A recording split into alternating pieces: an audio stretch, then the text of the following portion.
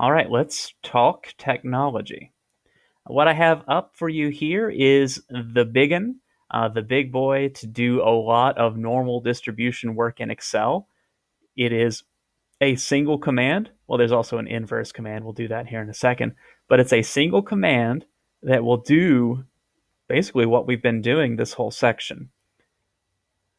It's called norm.dist for normal distribution, and you've put into it four things. First, you'll put in the value in question, you'll put in the mean, you'll put in the standard deviation, and then finally, you'll put either true or false. And I think we're pretty much always going to, for this class at least, put in true. Now that I've said that, watch me in a few weeks prove myself wrong, but that's what I'm suspecting to happen. Anyway. So equals norm.dist, four things: x, mean, mu, and like I said, I imagine it's going to be true. Let's see, and I think for that first problem, we want it to be below 60 inches tall. So I'm going to type in 60, comma 70, comma 4, comma true. And that will give me, oh, would you look at that? That will give me exactly what we found on the z-table. Just does it automatically.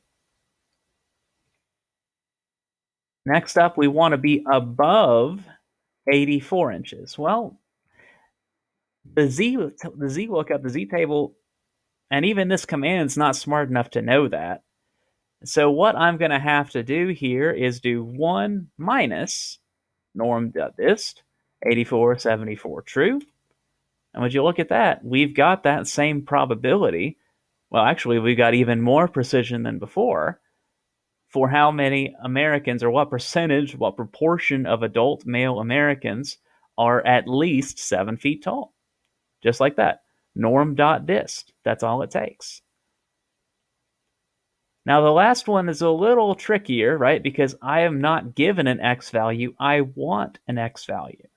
So if you really want to show off to your friends, you can use the inverse function, norm.inverse, and tell it, well, I want a probability of 0.67, that's to the left, with the mean that we had of 60 and the standard deviation of 4. And I hope, cross fingers, that I'm going to get a height here of 71.76. What did I type in wrong? Oh, yeah, sorry. Whoops. The mean's got to be 70 here.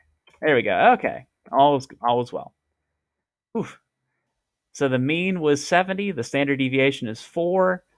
And we put in the probability first. So if you're working with either of these commands, you'll notice that it gives you a little guide as you're typing in here. You might not be able to see it on the video, but if you press norm in and press tab, it will say, okay, give me probability, comma, give me mean, comma, give me standard deviation, close parentheses. And you do those things for Excel, and do it correctly, as we demonstrated, then Excel will happily give you the x value that corresponds to that percentage, that proportion. And that's how we'll do it.